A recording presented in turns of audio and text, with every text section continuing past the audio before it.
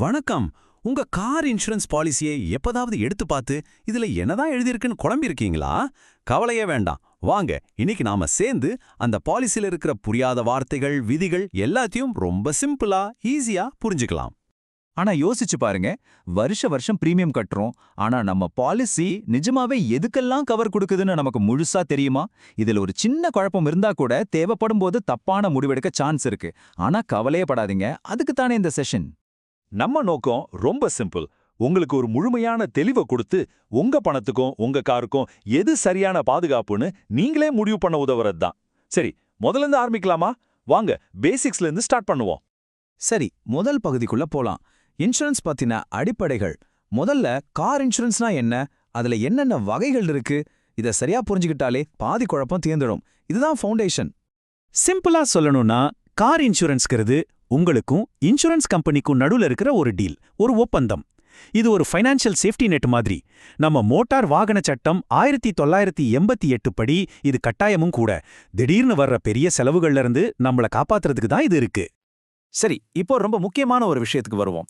பொதுவா 2 விதமான பாலிசி இருக்கு. ஒன்னு தேர்ட் பார்ட்டி இன்சூரன்ஸ். இது சட்டப்படி கட்டாயம். ஆனா இது எதுக்கு கவர் கொடுக்கும்னா, உங்க வண்டியால மத்தவங்களுக்கு ஏதாவது சேதமாச்சுன்னா அதுக்கு மட்டும்தான். உங்க வண்டிக்கு ஏற்பட்ட சேதத்துக்கு இதுல கவர் கிடையாது. இன்னொன்னு காம்ப்ரிஹென்சிவ் பாலிசி. இது பேருக்கேத்த மாதிரி விரிவானது.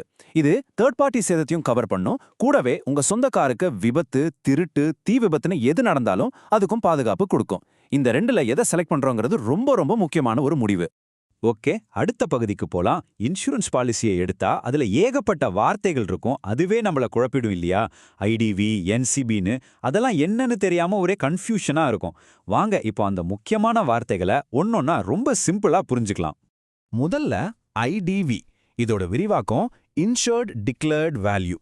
சிம்பிளா சொல்லணும்னா, இது உங்க காரோட தற்போதைய சந்தை மதிப்பு. ஒருவேளை உங்க கார் திருடு போயிட்டாலோ இல்ல முழுசா சேதம் அடைஞ்சிட்டாலோ இன்சூரன்ஸ் கம்பெனி உங்களுக்கு அதிகபட்சமா கொடுக்கிற தொகை இந்த ஐடிவி தான். இங்க ஒரு முக்கியமான விஷயம் இருக்கு. ஐடிவியை குறைச்சா பிரீமியம் குறையும் தான், ஆனா கிளைம் பண்ணும்போது வர பணமும் குறையும். அதனால சரியான ஐடிவியை செலக்ட் பண்றது ரொம்பவே முக்கியம். அடுத்து என்சிபி, அதாவது நோ கிளைம் போனஸ். இது ரொம்பவே சூப்பரான ஒரு விஷயம்.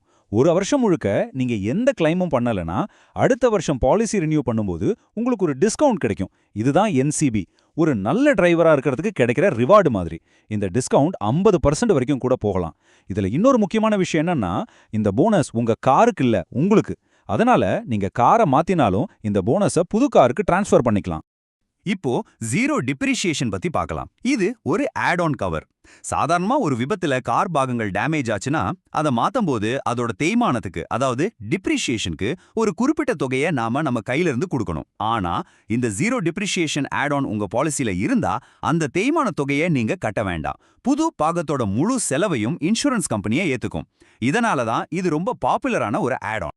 சரி, இப்போ கொஞ்சம் பண விஷயம் பேசுவோம். நம்மளோட 3வது பகுதி பிரீமியம் மற்றும் சேமிப்பு. நம்ம கார் இன்சூரன்ஸ் பிரீமியம் தொகையை எப்படி முடிவு பண்றாங்க? அதுல நாம் எப்படி ஸ்மார்ட்டா சேமிக்கலாம்? வாங்க பார்க்கலாம். சரி, நம்ம பிரீமியத்தை என்னென்ன விஷயங்கள் தீர்மானிக்குது?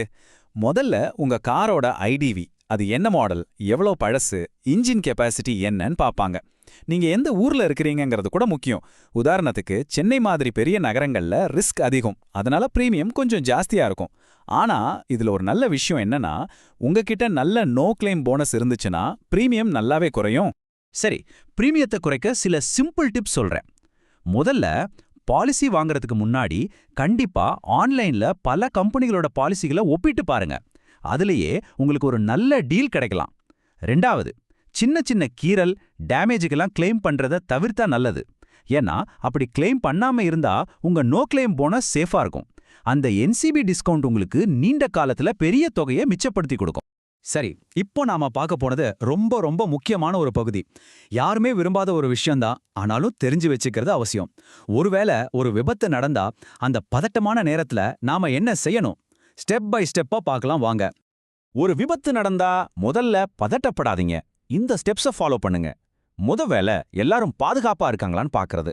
அதுக்கப்புறம் கொஞ்சம் கூட தாமதிக்காம உங்க இன்சூரன்ஸ் கம்பெனிக்கு ஃபோன் பண்ணி விஷயத்த சொல்லுங்க. நீங்க லேட் பண்ணீங்கன்னா கிளைம்ல தேவையில்லாத சிக்கல்கள் வரலாம். அடுத்து, டேமேஜ் ஆன எல்லாத்தையும் நல்லா போட்டோ, வீடியோ எடுத்து வச்சுக்கோங்க. இது ரொம்ப முக்கியமான ஆதாரம். இந்த செக்லிஸ்ட்டை நீங்க மனசுல வச்சுக்கிட்டீங்கன்னா கிளைம் ப்ராசஸ் ரொம்ப ஈஸியா முடிஞ்சிடும். அவ்வளோதான். இப்போ உங்களுக்கு கார் இன்சூரன்ஸ் பத்தி ஒரு நல்ல ஐடியா கிடைச்சிருக்கும்னு நம்புறேன். முன்னாடி இருந்த குழப்பம் எல்லாம் இப்போ தெளிஞ்சிருக்கும். சரி, இப்போ உங்களுக்கான ஒரு கேள்வி.